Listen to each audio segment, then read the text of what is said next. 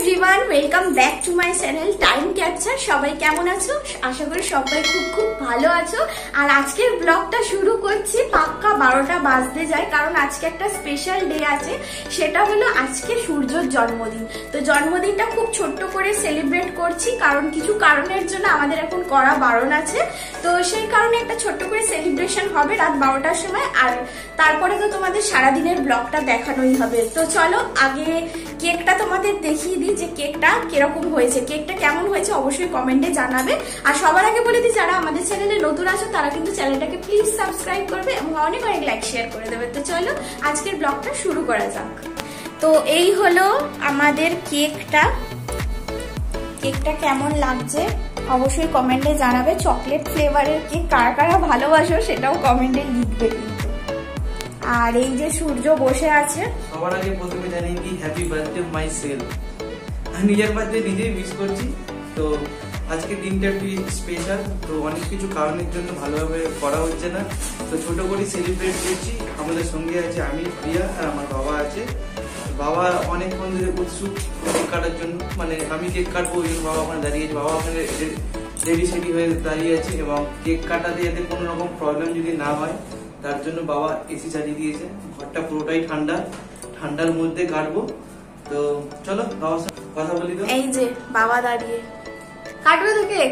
দাঁড়াও, সময় হয়ে গেছে, চলো স্টার্ট করি। কিছু বলতে পারো? কি বলবে বলো। এই সুইটের জন্মদিন, আজকের দিনটা ভালো দিন। কিরম লাগছে তোমার? খুব দারুণ লাগছে। চকলেটটা মূল কেক আছে, খুব দারুণ কেক। আমাদের ছেলে মেয়ে যে ভিডিওটা দেখছে কেরম হচ্ছে আপনারা জানাই একটা তো লাইক অবশ্যই করবো। হ্যাঁ, তো চলো আজকের কেকটা কাটা যাক।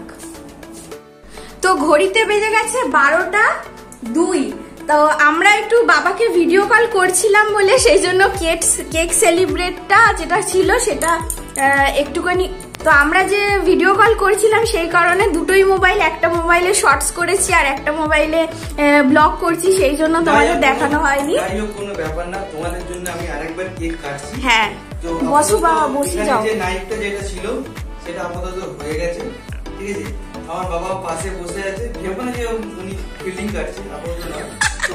তো প্রথম কেকটা আমি আমার বাবাকেই খাওয়াই, আর উনি আমাকে এই দুনিয়াতে নিয়ে এসেছে। তো এই কেকের প্রথম মানে ভাগিদারি হচ্ছে কিন্তু খুব ভালো লাগলো। কেকটা ভালো লেগেছে? খুব ভালো লেগেছে। আমার বাবা হচ্ছে একটু মানে খেতে ভালোবাসে এবং বাবার মতো আমিও হয়েছি, আমি খেতে দিতে বেশি ভালোবাসি, তো যার জন্য আমার ছেলেটা এমনি। তো যাই হোক, উনি মানুষটা ভালো। তো আজকের বার্থডে দিনে এইভাবে হঠাৎ করে এরা আমাকে সারপ্রাইজ দিল, আমার খুবই ভালো লাগলো। তো চলো ভিডিওটা তোমরা শেষ পর্যন্ত দেখতে থাকো। চলো কেক খাওয়া খাওয়াই করি আমরা, আর তোমরা ভিডিওটা দেখো। একটা ঝলক দেখাবো। হ্যাঁ দেখাও। আমার বৌমা একটা ঝলক করলো হ্যাঁ ওনার হাজবেন্ডকে। হ্যাঁ, হ্যাপি বার্থডে টু ইউ। ওটা আমি একটু মানে ঝটকা দিয়েছি আর কি, কারেন্ট শটের মতো। কেকটা খুবই ভালো।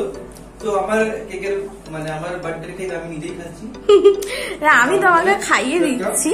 কেক কাটা তো হয়ে গেছে, আমি ওকে একটু কেকটা খাইয়ে দিই, কারণ শর্টসে দেখানো হয়েছে, ব্লগে তো দেখানো হয়নি, সেই কারণে আমি কেকটা আজকে ব্লগটা আমরা শুরু করছি রাত্রি 12টা। হ্যাঁ 12টা বাজে। শুধু খালি ও কেন খাবে, আমিও খাইয়ে দিই, ঠিক আছে। আমাকে সাদা ক্রিম খাও। যাই হোক, ও খুব একটা মিষ্টি পছন্দ করে না। যাই হোক, তো ভিডিওটা তোমরা শেষ পর্যন্ত দেখে তো আমরা কেক খাই, তোমরা পুরো লং ভিডিওটা দেখতে থাকো। চলো। যাই হোক, জন্মদিনটা রাত্রেবেলা সেলিব্রেট করে নিলাম, অনেক মজা হলো, অনেক আনন্দ হলো। এখন সকালবেলা চলে এসেছি মায়ের কাছে। আর মাকে যেহেতু আগের দিন আমি বলে গিয়েছিলাম যে সূর্যর জন্মদিনের সমস্ত রান্নাবান্না আমিই করব, তো সেরকম তো কিছু করতে পারছি না। এই খাবার দাবারের মধ্যে যেটুকু যা পারবো সেটুকু করব, কোনো নিয়ম পালন করা যাবে না। তো যেহেতু আমি এই বাড়িতে থাকি সেই কারণেই ওই জন্যই আরও নিয়মটা পালন করতে পারবো না। তো সকালবেলা আমি এলাম, এসে মা বললো যে সমস্ত কিছু রেডি আছে। আমি পেঁয়াজ আদা রসুনগুলো কেটে কুটে নিলাম, বেটে নিলাম। আর আগে থেকে চিকেন ম্যারিনেটটা করে রেখেছিল মা, কারণ আমি মাকে বলেছিলাম যে ম্যারিনেটটা একটু করে রাখবে, তাহলে একটু মানে ভালো ম্যারিনেট হলে টেস্টটাও ভালো আসবে, সেই কারণে। আর মাটনও আছে, মাটনটাও সেদ্ধ করে রাখা আছে। তো যাই হোক, আমি এখন চিকেনটা রান্না করছি, মাটনটা লাস্টে করব। আর মাটন যেহেতু আমি খাই না, শুধু মা বাবার জন্য, সূর্যও সেরকম একটা পছন্দ করে না, তাও বানাচ্ছি, যদি খায় তো খাবে আর কি। তো আগে চিকেনটাকে আমি করে নিচ্ছি, যেরকম আদা রসুন পেঁয়াজ দিয়ে আমি মাংসটাকে ম্যারিনেট করে রেখেছিলাম, ঠিক সেরকমই তেলের মধ্যে গোটা গরম মশলা ফোড়ন দিয়ে, মধ্যে রসুন ফোড়ন, পেঁয়াজ ফোড়ন, আর তারপরে নুন হলুদ লঙ্কা গুঁড়ো আর একটা পেঁয়াজ বাটাও দিয়েছি। দিয়ে ভালো করে আমি মশলাটাকে অল্প অল্প জল দিয়ে দিয়ে কষিয়ে নিচ্ছি, কারণ জল দিয়ে দিয়ে কষাচ্ছি এই কারণে, যেহেতু তেল কম দিয়েছি সেই কারণেই মশলাটাকে ভালো করে কষিয়ে নিলাম। আর একটা যে পেঁয়াজ বেটে রেখেছিলাম, বেটে বলতে কি আমি হাতে ঘষে নিই, বাটি আর না, তো সেই বাটাটাও দিয়ে দিয়েছিলাম। আর তার সাথে গোলমরিচের গুঁড়ো, নুন হলুদ লঙ্কা গুঁড়ো আর ধনে গুঁড়ো জিরে গুঁড়ো 1 চামচ করে দেবে। তো ও যেহেতু কষাকষি অতটা পছন্দ করে না, সেই কারণে জানো তো আমি পাতলা করেই মাংসর ঝোলটা করছি, কারণ ও বেশি রিচ খাবারটা ও পছন্দ করে না। আমি পছন্দ করি খেতে, কিন্তু আমি খাওয়া বারণ আছে বলে খাই না, তবে ও এমনিতেও পছন্দই করে না। তো মশলাটা ভালো করে কষে যাওয়ার পর আমি একটা টমেটো গ্রেট করে রেখেছিলাম, সেটাও অ্যাড করেছি। আর তার সাথে 2 চামচ টক দই আমি অ্যাড করে দিয়েছি। আর আমার রান্নাতে দেখতেই পাচ্ছ যে তেল একদমই নেই। আর ম্যারিনেট করা মাংসটা, যেটা আমি ম্যারিনেট করে রেখেছিলাম নুন হলুদ লঙ্কা গুঁড়ো আদা রসুন আর সামান্য একটু সর্ষের তেল দিয়ে বেশ 1 ঘন্টা খানিক আমি ম্যারিনেট করে রেখেছিলাম, সেটা মশলাটার মধ্যে দিয়ে দিলাম। আর মশলাটার মধ্যে দিয়ে ভালো করে খানিকক্ষণ ধরে কষিয়ে নেবো। আর অন্যদিকে এই আজকের ওর জন্মদিনের দিনেও ও কাজে বেরোচ্ছে, আর আমি বাধা দিলাম না এই কারণে, যেহেতু ওর একটা ইম্পর্টেন্ট কাজ একটা রয়ে গিয়েছিল, সেটাতে যেতেই হবে, সেই কারণে আমি আর ওকে কিছু বললাম না। তবে আমার মন চাইছিল না আজকের দিনটা যেতে, ভাবলাম সারা বছরই তো কাজকর্ম করে, আজকের এই দিনটা তো আর প্রত্যেক দিন আর আসবে না, প্রত্যেক দিনই মানুষের কাছে একটা নতুনত্ব, বাট এই দিনটা তো একটু অন্যরকম হয়ই সবার ক্ষেত্রেই। তো যাই হোক, ওকে তাও আমি বললাম যে ঠিক আছে, যাচ্ছ যখন তাড়াতাড়ি চলে আসবে। ও বললো ঠিক আছে।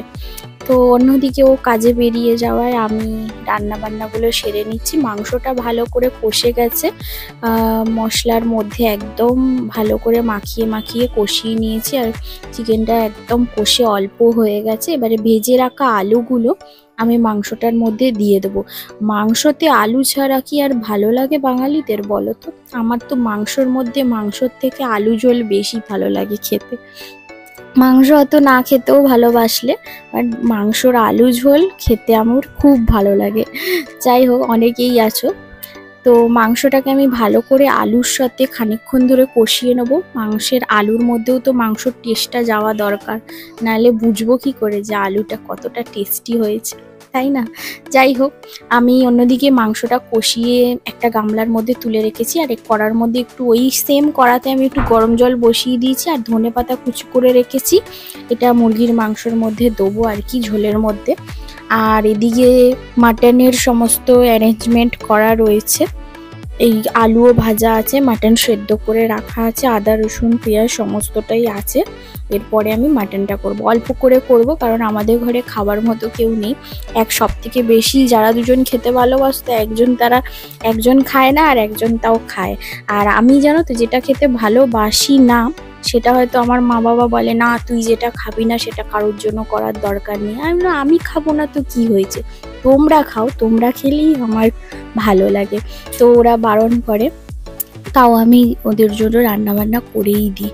আর অন্যদিকে চিকেনটা হয়ে গেছে, আমি গরম জলটা অ্যাড করে দিই, ওটা পাশের গ্যাসে বসিয়ে রেখেছি। লাস্টে ধনেপাতা দেবো। আর এদিকে কড়াটা ধুয়ে নিয়ে এর মধ্যে আমি মাটনটা করার জন্য রেডি করছি। অল্প একটু তেল দিয়েছি, গোটা গরম মশলা দিয়েছি, পেঁয়াজ ফোড়ন দিয়েছি, আর পেঁয়াজ বাটাটাও দিয়ে দিয়েছি। আর এরপরে আদা রসুন বাটা যেটা ছিল, আর আদার সাথে বাবা কাঁচা লঙ্কাও বেটে রেখেছিল। আদা কাঁচা লঙ্কা বাটতে গিয়ে বাবার জানো কাঁচা লঙ্কার যে ঝালটা ওটা ছিটকে পায়ের মধ্যে লেগেছে, সেই কি জ্বালা, বাপরে বাপ। প্রত্যেক দিন তো আর করার অভ্যাস নেই, যারা মারা করে মেয়েরা করে তাদের অভ্যাসে হয়ে যায়, বাট সবার তো অভ্যাস নেই। যাই হোক, খুব জ্বালা করছিল, সেই বাবাকে বরফ টরফ লাগালাম।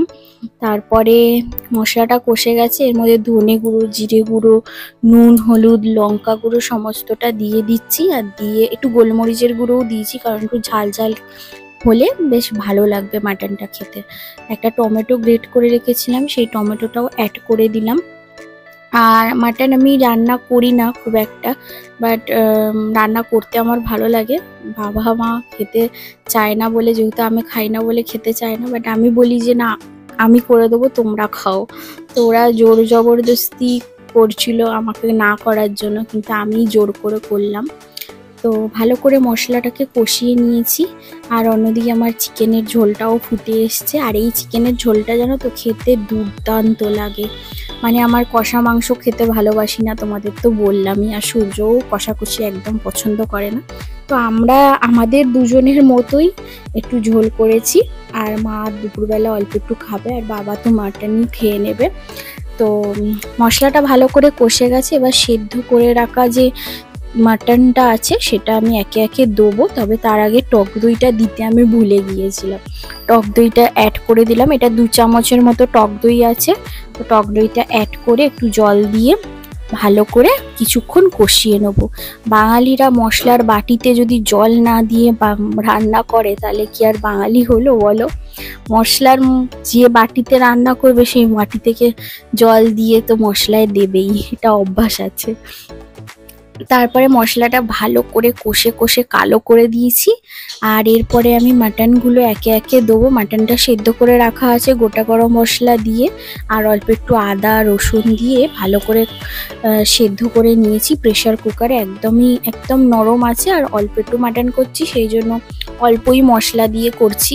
তো এরপরে আমি মাটনগুলো একে একে চামচে করে তুলে তুলে দিয়ে বেশ খানিকক্ষণ ধরে কষাবো, কারণ কষানোর ওপরেই রান্নার স্বাদ নির্ভর করে। তো দেখেছো মাটন থেকে কত তেল বেরিয়েছে, যে অল্প একটু চর্বি ছিল সেই কারণে আরও তেলটা বেরিয়েছে আর কি।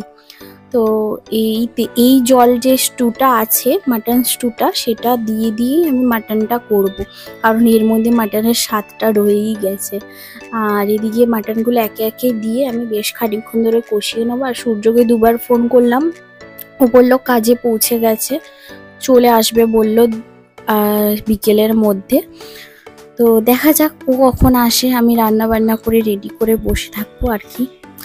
তো এদিকে দেখো মাটনটাকে আমি কষিয়ে নিচ্ছি খানিকক্ষণ ধরে। আর মাটনটা কালো হয়ে মানে রং চেঞ্জ হয়ে যাওয়া অবধি আমি ভালো করে কষাবো। আর দেখেছো কালারটা কিরকম এসেছে, দুর্দান্ত কালার এসেছে। এটা মানে শুধু যদি তুলে খাও তাহলে পরোটা কিংবা রুটির সাথে ভীষণ ভালো লাগবে। যাই হোক, আমি যেহেতু আলু দিয়েছি সেই কারণে একটু ঝোল ঝোল করবো, মানে সামান্য একটু গ্রেভি টাইপের থাকবে, ভাত দিয়ে খাবে তো সেই কারণে। আর যদি রুটি পরোটা হতো তাহলে এরকমই কষানোটা নামিয়ে নিতাম আর কি। তো যখন কষাচ্ছিলাম এত সুন্দর গন্ধ বেরোচ্ছিল মাটনের, যে কি বলবো, বাড়িময় মাটনের গন্ধ ম করছিল, এরকম অবস্থা।